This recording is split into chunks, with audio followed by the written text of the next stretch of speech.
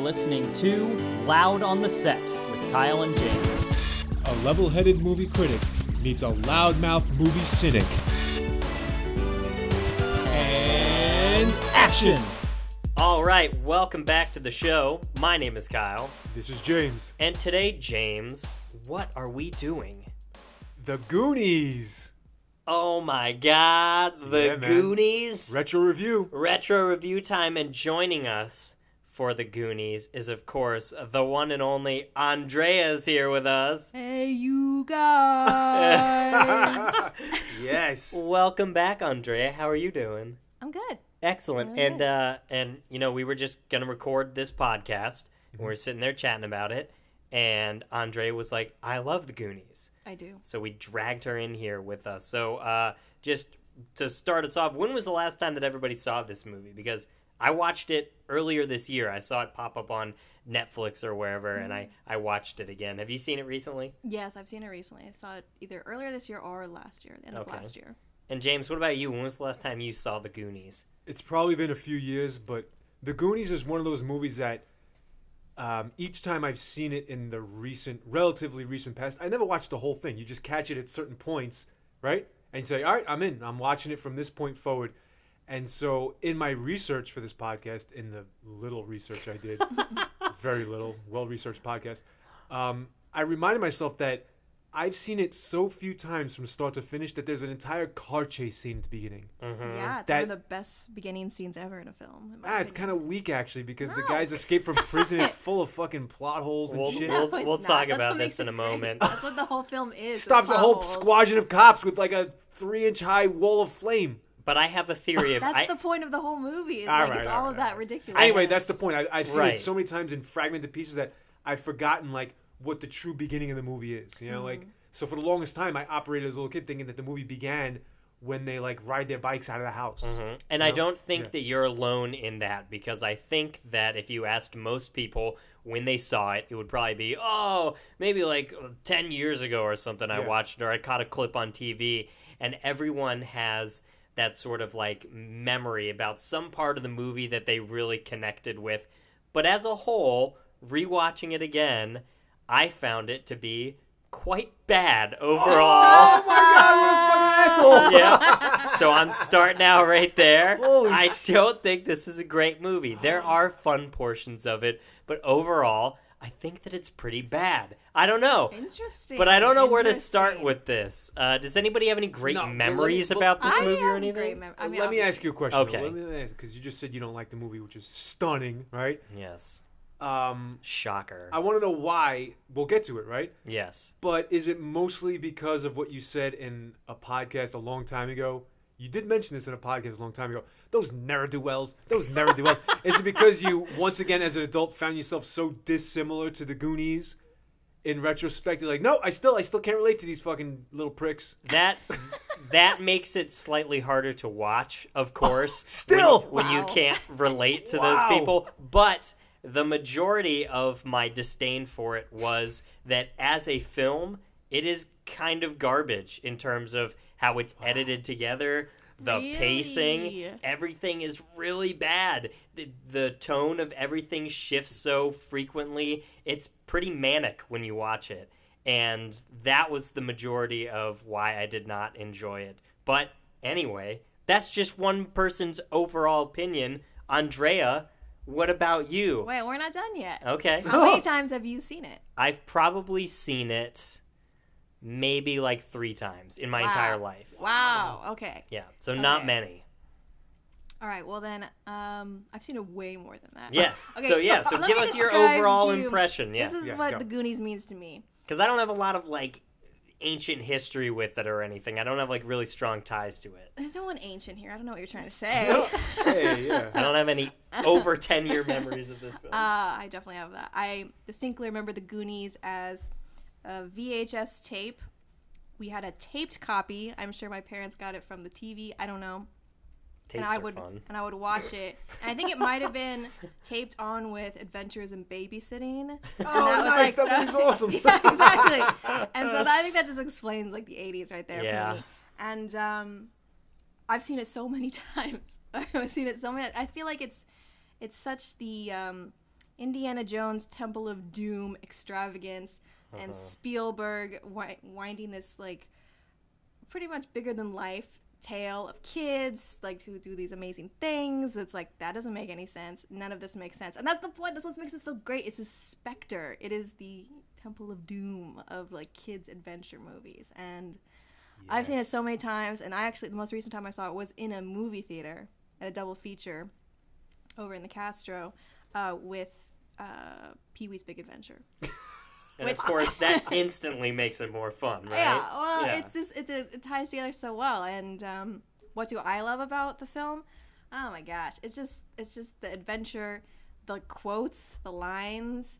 I think the kids are great, like acting wise. They're so just cheesy and. That's a great word. I don't know. It just represents the 80s, like childhood in the 80s for me. Yeah, Kyle, I'm going to piggyback on what Andrea just said. Piggy away. Where's the sound effect? All right, anyway. There you go. I find it amazing because I remember you said you didn't really watch this as a kid because you couldn't relate to the kids and they'd never do wells and all that stuff. And what Andrea is saying is right on point. This is children's version of the ultimate epic adventure, the Indiana Jones style. And it was fun as a little kid to like slot yourself into the story and like force your friends and slot them into the roles. Like, oh yeah, I have an older brother and he's a jerk to us sometimes, and we have to like team up on him to beat him. So yeah, I have an older brother that's like this. Yeah. And we have a fatso friend. He's the target of all our ridicule, and we shame him, and we all get a good laugh out of it. Or we have like the cute girl that everybody adores, and our annoying, ugly ass fucking punk friend. Like. You start slotting. What? I said poor Steph. Oh yeah, well she I guess has a little bit of a metamorphosis at the end when she takes her glasses off and suddenly Corey Feldman's like, you ain't so ugly with your glasses off, whatever. It's the worst compliment ever. Yeah, it's backhanded for sure. But as kids, you slot yourself and all of your friends into these roles. Like, yeah, you're Chunk. Yeah. Right? No, I agree, and I made tons of Rube Goldberg machines as a kid because of this movie. Oh, well, one good thing came out of it. That's great. Yeah, I think part of the issue that I had with it was that it was so negative focused. Like, the dialogue between all the kids was so, like, slanted and backhanded and negative all the time. And it was wearing me down as an adult. I was like, come on. Damn, nice to that each kid's other. Gonna grow up and like have severe bullying problems and things. I don't know. I just, like you said, I didn't really identify with it, but I can definitely see exactly what you were saying. Kids palling around and enjoying that. It definitely fits that. But I unfortunately have the spot now where I'm watching it as a film, and it just didn't stand up in that regard. But at any rate, one of the things that spurred why I wanted to talk about this was thanks to Andrea, and I'm going to let you field this because you posted something on Facebook earlier this past weekend that changed my life and the lives of over 1 million people that watched it on YouTube. Please tell us about Go For It, Andrea. I mean, I'm not a connoisseur of Corey Feldman's other career as a musician, but Corey Feldman did a performance on the Today Show this week. And this past weekend end of last week. Where he sings a song. He has a backup band of women dressed as angels playing guitars. They're called Corey's Angels. And he talks about how angels have helped him in his life. And he's also did some dance moves. And he also prefaced those dance moves by saying, oh yeah, it's back in the day when I used to dance with Michael, like as in Michael Jackson. So I'm already like, even when he prefaced the performance, I had all these expectations. Oh, and then I just can't wait to see. And then when he executed, I was like, okay. He also goes to like 3 costume changes during the performance by like removing things and unbuttoning things. It's actually really it's an incredible what you're saying spectacle. Is that it's not a joke. It's a legitimate performance. It's a legitimate performance. And as legitimate as you can say that without air quotes coming out of your mouth. Yeah. Because it is an abomination. Oh, well, that's what I'm talking about. Like, yes. Oh, because she's talking about like it's actually pretty decent. No. It bad. Is horrid. I mean, I support him as an artist, like expressing himself, but given the fact that he prefaces it saying he danced with Michael Jackson and he has all this stuff behind it, and then that's what I got out of it. I was like, really, Corey? Come on. It's like a middle school talent show failure. He's like out of breath during the song because he's doing such intense dance moves. I'll have to check it out. So you will have to check it out because it will become a cultural statement of 2016 and the failures of this year that have come by. But Corey Feldman's once prolific early childhood career, where he was in this movie along with lots of other fun actors and actresses, I think really sums up what this whole movie was, which is absolutely just a product of its time. I don't think you can take this out of where it was, and if you gave it to somebody today who had no context for it at all, and you said watch this, that they could walk away thinking that it was a good movie or get a lot out of it. But that's just my opinion based on it. Well, what you just said about the actors, I was surprised by a couple of things when I did my research.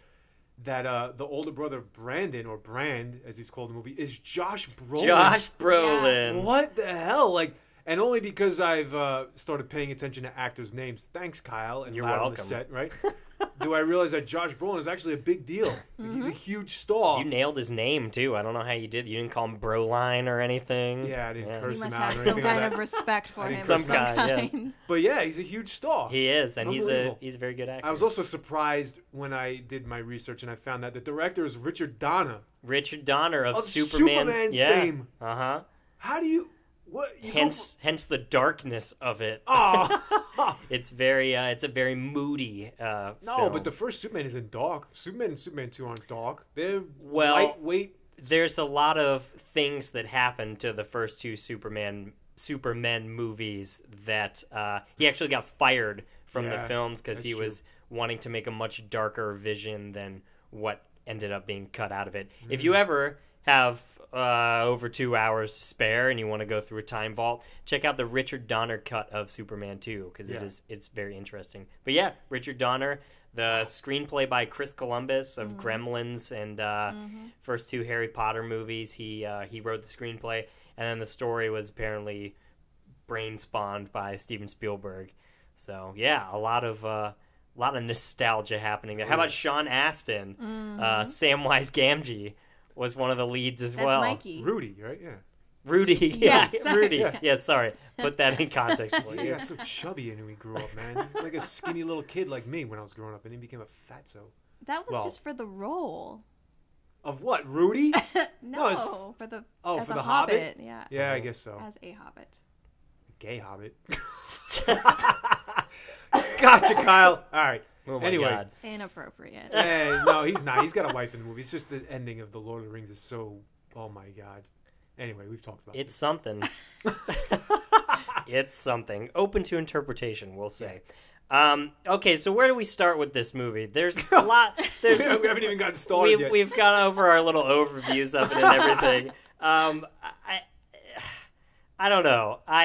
It is kind of fun, and there were times where I was getting a little bit swept up in it, but I was held back by a lot of it. But as you were saying, James, there are lots of, as a film, many problems with it, including just endless plot holes. Yeah. And Andrea, are you casting those off aside as the whimsical nature of just moving this adventure along for these kids? I think so. You know, I actually I don't notice the plot holes. I just was aware of them because I did some research before this podcast that there are plot holes. And then when I was reading, I was like, oh, yeah, huh? Oh, I don't want to read anymore. I'm fine. It works. Everything is perfect. Yeah, it's broken. Yeah. But it's so funny. The kids did such a good job. The truffle shuffle. The truffle shuffle. And then when they're doing Chunk in general as the characters. He's great. He's so good. He's great. He's classic. What the hell was that weird deformed dude's name? Sloth. Sloth? Dude, what kind of nightmare fuel is that for children? What? No way. That You didn't, loved him like, growing terrify He's so anybody. lovable. Really? Yeah. Lucky Oh Woo. my god. So good. Haunting. Sloth love Chunk. It's so Yeah, good. Sloth loved to You know, eat Chunk. You know, for the longest time, No. if you see, you don't remember his name, but for the longest time growing up, because they never quite say sloth, as far as I'm concerned, or my ear didn't hear it very clearly. I'm pretty sure me and all my brothers and sisters grew up thinking his name was Slaw. Because it's always so like, Slaw. It's never said clearly, like, Slaw, come here. It's fucking Sloth. Say the TH at the end, you idiots. So yeah, I thought my whole life I thought his name was Slaw. I think I did too. Yeah, right? Yeah. But his name is Sloth. Which makes no Sloth. sense because he ain't a sloth. He's cock diesel, man. He's built as all hell. Anyway, I'm glad you've done some quotes at the beginning here, like "Hey, you guys," and you just did the Rocky Road, and of course there's "Baby, Ruth, baby," because this, for a lot of us, and Andrea will agree, Kyle will not, it's like the first quotable movie, right? Yeah. Like as a kid, before it became the whole thing that stupid ass millennials do with Anchorman and old school. I can now quote you on any Will Ferrell movie. I can now quote you. You want to quote me there? Little kids would run around saying sloth and chunk lines and data lines all over the place. Booty traps, you know? Goonies never say die. Yeah, it was like our first quotable movie. We'd quote the Goonies shit out of never this thing. say die. What is Goonies wrong? never say die. Hey, man. I don't know. You I need that. just something about it. One other thing that was interesting watching it was a lot of people have told me, "Oh yeah, this was my favorite movie as a kid growing up." And when I watched it, I was like, "Wow, yeah, parents and their kids were way different back then because it is like written like there's some hardcore like sex involved in like the language and everything." Oh yeah, When? all over the place, especially right near the beginning. I was like, what the hell? Like everything that they're talking about, there's references to like sex acts that they're dropping and stuff. It's just a very, it's like nowadays you couldn't get away with marketing that as like a kid's adventure movie. It's just where it lives in its time capsule as well. But it was such a like coming of age story for like everybody and and it's just such a different world now to see it and look at it through that context as well. Well, see, I'm going to disagree with you, or at least I'm going to present a different viewpoint here. And I wanted to make this point at some point. Oh God. Anyway, I wanted to bring this up at some point in the podcast, and that is Super 8 by J.J. Abrams, which was clearly another one of his audition tapes to see how hard he could suck off Spielberg. And more recently, Stranger Things. Oh yeah, that TV show. I hadn't seen that though. But anyways, go ahead. But anyway, Super 8. You're saying that The Goonies, wouldn't be fit for an audience today based on some, I don't know, sexual innuendo you've picked up that we clearly have no idea exists in the movie, or violence. Oh, you can never get away with this nowadays. But Super 8 by J.J. Abrams, which was his pathetic attempt at being a Goonies movie, was violent as all hell. Remember Super 8, that alien? And yet that's PG-13, and yet there are really intense jump scares, and the monster itself is a huge terrorizing thing that eats people and like gets right in their face and like that is way less appropriate in my opinion for young people than the Goonies. The Goonies has Cyndi Lauper. Yes. You know, like in a fun little bouncy soundtrack and some, you know, like. And maybe that's the sign of the times, you know, as well, when we now are much more desensitized to things like violence in movies and TV, and it's just everywhere. And this was more of a time of, I don't know, I guess more of like openness and like catty like comments and like the backhanded compliments and the stereotypes and everything. That was just way more prevalent there than it is now. That So is true. yeah, because I mean you could write a whole dissertation on how this film would like destroy all of our cultural progress through like sexism and everything. The Asian kid is called Data, the fat kid's called Chunk. Right. The retard's chained up into the cave. Like, oh His God. name is Sloth. Yeah. Yikes. Well, even Andy's character, how she's treated, and then like the jerk guy Troy. They Remember were the Troy? Fratellis, you know? They're Fratellis! Oh. You die! Yeah. Right. Yeah. But that's my favorite Mother's Day card to send is a picture of Mama Fratelli. So that, Happy I mean, Mother's Day. that might be a sign of my age too, and like how I grew up and like how I was raised and everything, that I kind of saw that and it like made me a little bit uncomfortable, like watching it. Like, I don't know, it just didn't sit well with me. Well, then, Kyle, I have to ask, if The Goonies, which was made in 1985, clearly before you were 1985, damn. before you were born, Yeah, right? right. All right. Then give us. Oh, I know a childhood movie of yours. Friggin' Toy Story. Yeah. So that's more. That's more. It's soft. Although I Although I watched Toy Story again, and I was like, Pixar slipped some like innuendos in there and things that they. Yeah, there's some sexual reference in there. Bo there Peep sure is are. no angel. Right, she's not. I wouldn't know. Mr. Lightbeer needs more tape. Things like that. Yeah. You know. What? That's a line from Toy Story. line. It's talking about Buzz Lightyear, and Woody says something off the cuff like Mr. Lightbeer over there or something. I don't know. Anyway, All right, yeah, no, it's definitely it is definitely a different time when these films were made. That being said, though, the adventure is so dope. They're following like a Spanish treasure map to go find. Like, I love that aspect of it, and I love that they go on the big grand adventure. I love that they find the boat, and he like connects to like the spirit of like the One-eyed pirate, Willie. yeah, One-Eyed Willie and everything like that. Like I wanted to, like, I desired to enjoy it, but I just don't think it fit me. There's probably something else out there that's got that spirit that I can't drum up in my mind now that I would find enjoyable. But Not even the music. You didn't enjoy the music either. I feel like that I don't pushes remember along. the music very much. It It's was like do-do-do-do-do-do-do. It's like yeah. Can you do that again for me? no. Yeah, like just think about the music playing when they discover anything, when anything happens. There was atmosphere in it that was Oh, great. yeah. They're like in the drippy caves and so. I mean, you want to go and do that when you Yeah. see those things on the screen.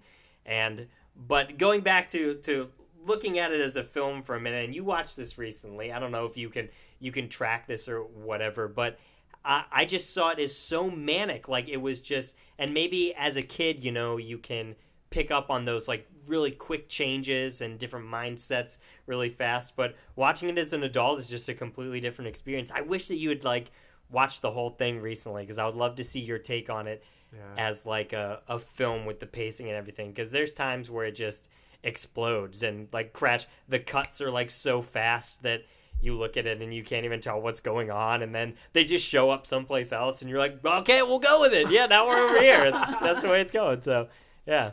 All Wow. right, I guess I could see that point, but I don't know.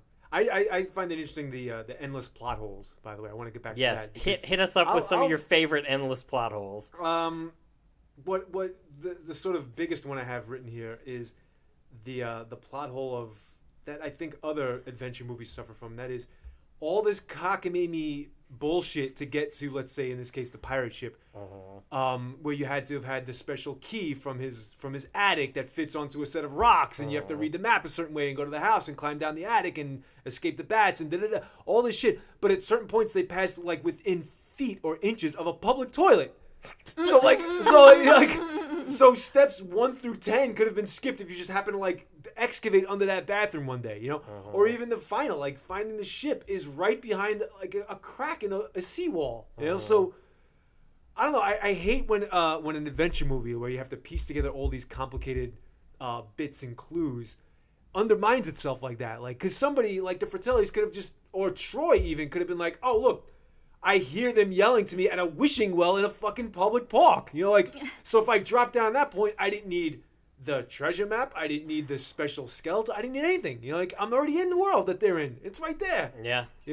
I have a point to make to that. I remember being a little kid and being like, that's undermining the...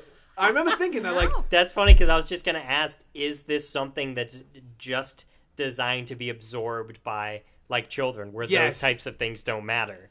Yeah. What do you think, Andrea? It's not that it doesn't matter. It's the fact that adults only have one-track minds. Like, if you think of a child's mentality of an adult, they go do their job, they spend things, they consume, they make things, and that's it. There's all these finer things or adventure things in life that they don't participate in because they're too busy doing the day-to-day. But as a child, you have the creativity to see these things that most adults don't see. And that's like the whole plot line behind any child adventure movie or show. I know, but at one point there's pipes. So somebody went down in there to install them. They would have seen, like, they would have seen, oh, look, this cave keeps going. Or they dug a well and people threw change into it. No, so they didn't, because it wasn't until they messed up the pipes that the wall fell and revealed the next cavern. No, I'm saying you don't... Well, I'm just trying to explain the pipes. You put pipes in, right? Anyway, Did anybody check that wall? Oh, no, it's Nah, fine. We can no, just put the pipe here. It's okay. If you know any construction workers, that makes total sense. They're just doing their job. They just do it. They're not paying attention. It's the whole adult mindset. All right. In a child movie narrative. That's how it is. Yeah. It's the world I live in. I don't know. So you referenced Stranger Things for a moment Yes. before, and I watched Stranger Things, and that's probably the closest. I mean, it's almost carbon copy the feel of everything. I mean, they went for all the atmosphere of like the 80s young kid adventure movies and stuff, and I thought that was amazing. I thought I loved it thoroughly from tip to stern. It was creepy as all hell. It was very scary at times, violent at other times as well. So I guess that's kind of where we are in that spectrum again. But what did you think of it? I've mentioned it to James before, and I think that he would, if this is the Goonies, is a type of movie that you like, I think that you would get something out of it. I agree. What did you think of it? I love Stranger Things. I agree that you couldn't have had Stranger Things, or the appeal of Stranger Things for some people wouldn't be as intense if you didn't have movies like The Goonies and Right. E.T. and whatever movies that it's also based on. But I also feel like Stranger Things is a modern day version of The Goonies. And like you said, The Goonies is dated in a way, and it really can exist nowadays simply because people from that time period exist nowadays, Right. and it'll always live on and be normal to say people like James and I who lived in that time period and were kids in that time period, but someone who lived in a different time period, it doesn't, you're just like, what, where are the parents, why aren't they doing that? Like, it's different. Yeah, and looking at that now, I should have made this analysis sooner, but connected some dots ahead of time. But yeah, there's a lot of themes and things presented in Stranger Things that absolutely just update on exactly what we were talking about. They still have their adventures. They still are whimsically going out in the woods, and they could stumble upon a tree at any point in time, that had the magic entrance to it and stuff. But these were like 4 kids in their basement playing D&D, and then they just go out and ride their bikes, and I was like, oh yeah, that was me. Like, I did that, and it hit me so much harder. And they meet their very like androgynous friend that's gonna like be around them, and they're generally nice, dude. They still rip on each other, of course. They still rip on each other and stuff, but it's not in the same way. It's more in like a, I don't know, it's more in like a pally way. I don't know, someone got thrown against a wall, if you remember. That's true, but that was like, but that was always a big but. Right. I mean, they weren't just like bullying somebody and beating them up. They were like in a altercation at that point based on plot devices. But anyway, I don't know, James, I think you might like it. I think you might get something James. out of it. I'm not gonna watch it. It's like I said to so many people about so many. I'm not in the market for more entertainment. Like people constantly tell me, you would love South Park. You would love, what is You this would called? love South Stranger Park. Things. Oh, you gotta watch The Wire, right? Whatever the fuck that show was in Baltimore, right?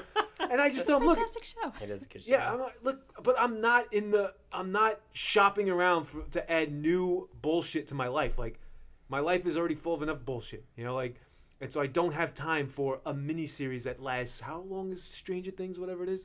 6 episodes. And All right. Plus, I don't have Netflix, so what the hell? How am I gonna do this? Like, You're welcome to borrow my Netflix anytime you want. oh, FBI's coming after you now. There's the bootlegger. Bring it on. He's the bootlegger. Yeah, there you go. That's right, that's modern day bootlegging. Let's get back to the Goonies. I got a question for you, Yes. both of you. Who is your favorite character in the Goonies? Because if nothing else, besides the adventure tale, it is a showcase of characters. It's a lineup I of agree. characters. There's the silly one, the mature one, the hot one, Right. the annoying one, the big mouth blah. So, who is your favorite character and why? Andrea. Oh gosh, put me on the spot first. All right, or Kyle. I can tell you right off the bat, it is not Mouth. That's for sure. Yeah, he's the worst. Fuck that guy. Poor Corey Feldman forever. Fucking Corey Feldman. I mean, I most identified with Mikey, obviously. That was... I like that he, cared about the situation and his town and the community and everything enough to, like...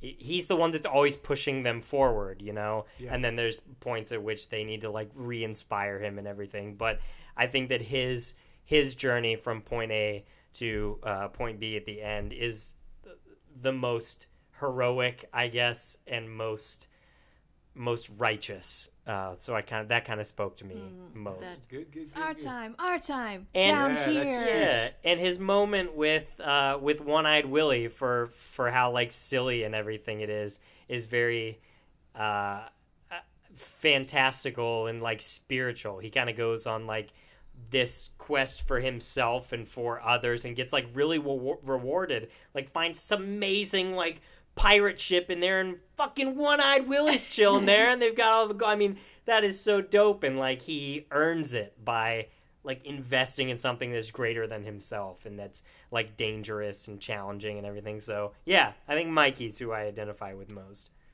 I want to say one thing about what you just said. Sure. The most recent time I saw it as an adult, that scene with One-Eyed Willie was the actually only time where I was actually pulled out. And, oh, really? And I actually got an adult mindset. I'm like, oh, that child seems very emotionally disturbed. You're talking to that dead body like that. Yeah. And he has like this weird emotional connection to it. I'm like, I don't get it. I kind of gave up on puzzling things out at that point. I remember being a kid and watching that scene, and me and my brothers and sisters would just yell at the screen all the time, "Shut the fuck up and grab shit!" like because being who I am and you know, as kids, we don't have like this introspective. We're inner city kids. We don't have this like, I'm gonna sit on a rock and reflect on my life. We're like tough kids, you know. So the first thing we think of is, grab that shit and get the hell out of there. Like, what is this monologue garbage? Get the fuck out of there. They're on your ass. That's you know? what they set you up for, too. I mean, like, every other character and all the kids in that would have totally just done that if it, like, wasn't for him doing No. But the thing is, even his friends and his brother silently observe him doing this whole monologue with One-Eyed Willie. Mm-hmm. I swear. But if he wasn't there, you know, they probably would have been like, sweet. You know, their characters were kind of set up like that. I guess like the group mentality and the like progression of the story was exactly what you said. Everybody's just being like, "Oh yeah, sweet, yeah, oh secret passage, cool, let's go." No, Like, my older brother, if he saw me doing, like, what the hell are you saying? Shut the fuck up. Fill your pockets. Let's get out of here. Like, that's hilarious. anyway, all right, you're Mikey. Who's your favorite character? It's got to be Troy. No. It's Chunk. Chunk? Chunks. My favorite yeah? character is Chunk because I think he's the funniest. Oh, yeah. And one of my favorite scenes is the interrogation scene. Yes, I was just going to say that. When they're trying to be like, and first the tomato, and now the meaty fist. And I was like, oh. Anyway, and then they're like, spill everything. And the story starts, and he talks about how he got that whole theater to puke.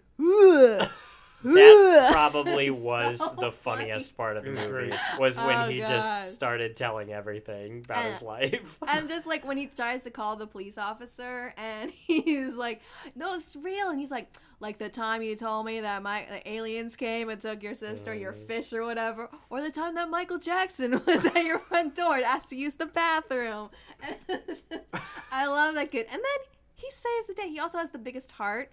He's the one who's like, Sloth, he's the one who emancipates Sloth, not Mikey, who's the hero, but Chunk. Chunk is the one who takes him with him. Dude, Sloth scared the shit out of me. I would have been like, peace out, dude. I know, that's how big You're his on your heart own. is. He can see that he's a gentle giant, and they save the day from the Fratellis, and Sloth is the one who gets them through the hole when the cave is falling down, and then he tells him, like, you're gonna come home with me, buddy, and he has a Pizza Hut pizza. It's just like, oh god, it's such a tender moment, and just Chunk's the best. Chunk, what about you? Do I have a favorite? I don't want to rerun it. I like Mouth. I think he's funny. He's such a wise ass, you know? You would like Mouth. Yeah, Mouth is great. He's kind of a little bit of a coward there at certain points in the movie, right? Like, he wants to take the money out of the wishing well, you know, and so that's, you're a little bit of a slime ball, whatever. But he's funny, man. I remember thinking, yeah, I like this kid. He wises off to adults, you know, like, hey, Mikey, give me a kiss. yeah, yo, Mikey, gotta go bathroom. Oh, like, the quotes are great. Plus, I had a cousin named Mikey, so there you go. But another character that I found incredibly intriguing when I was a young kid is the mom.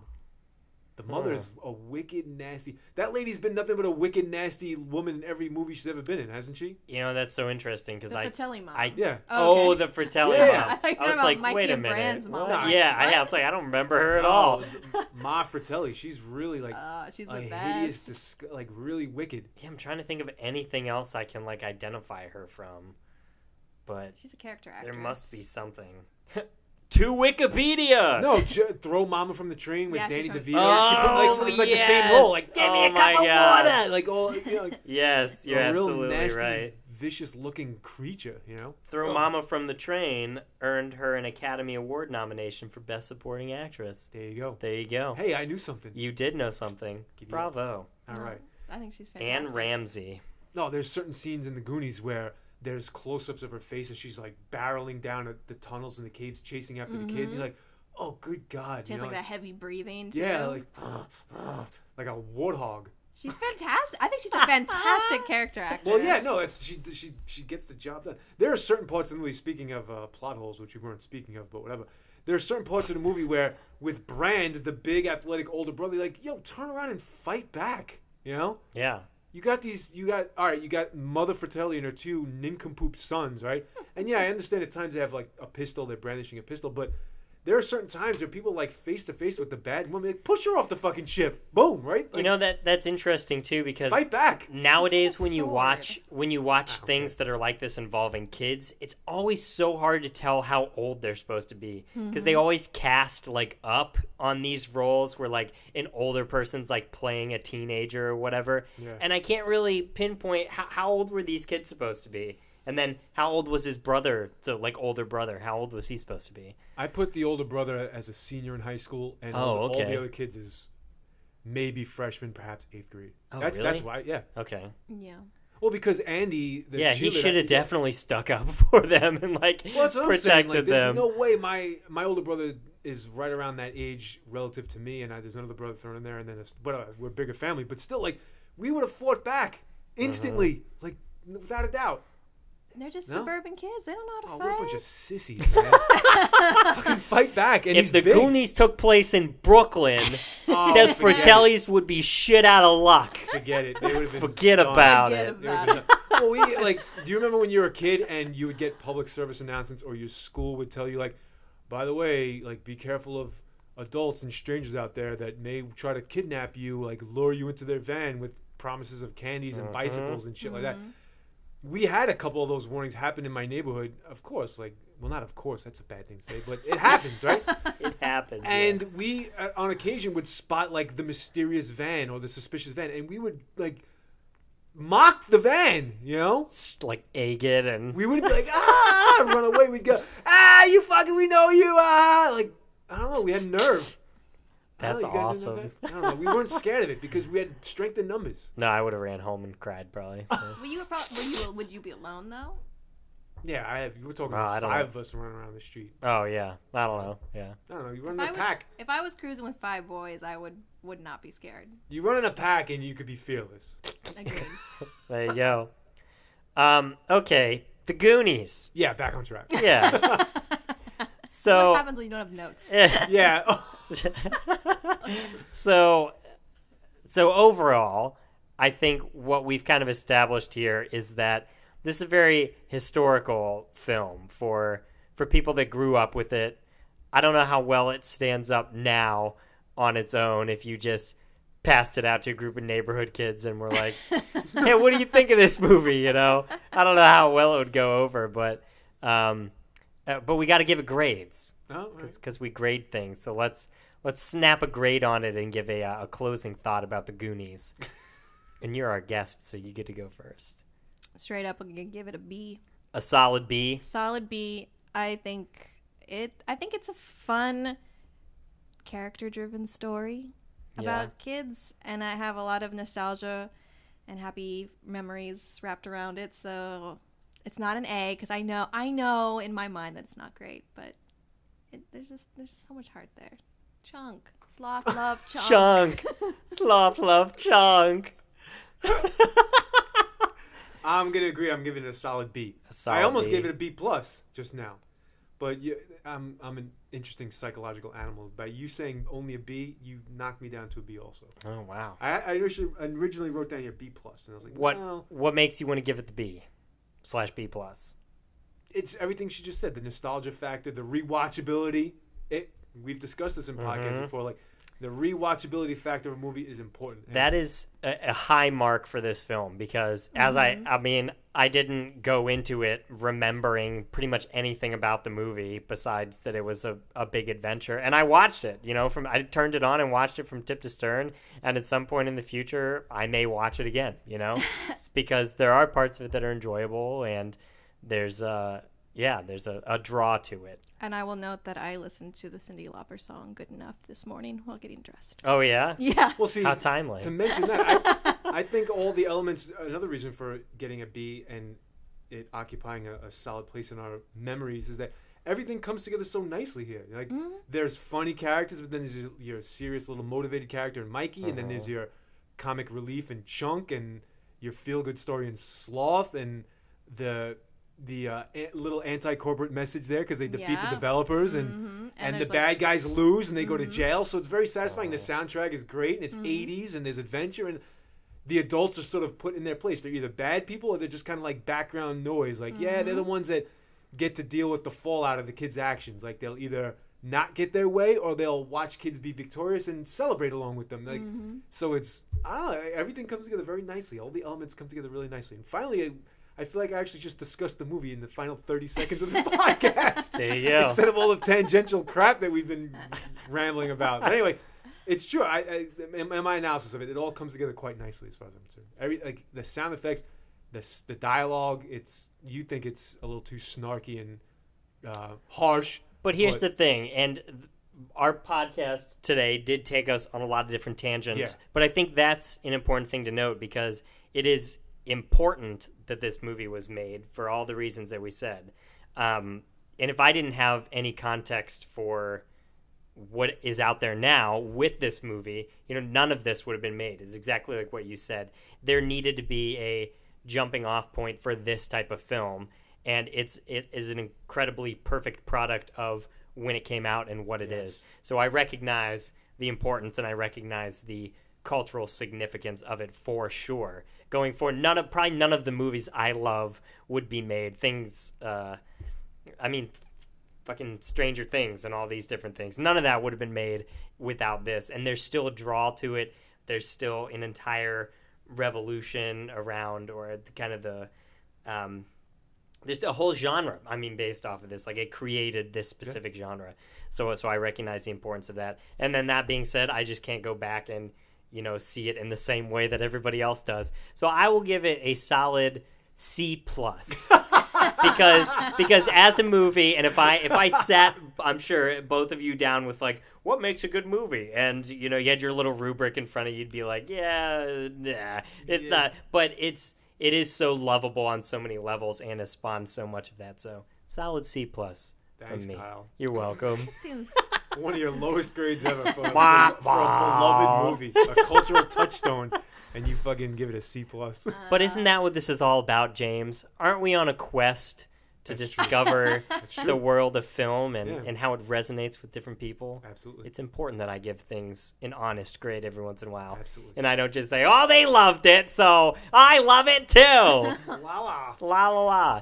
And on that note, that brings us to the end here.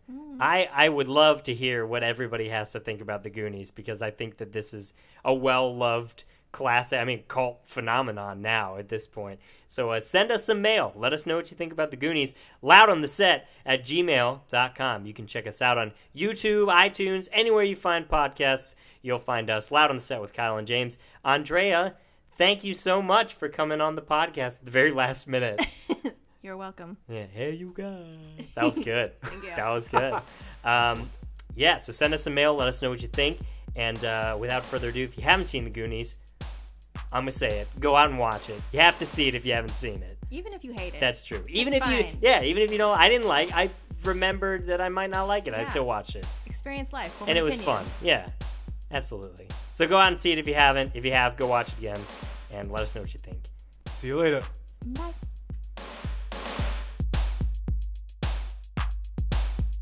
And cut.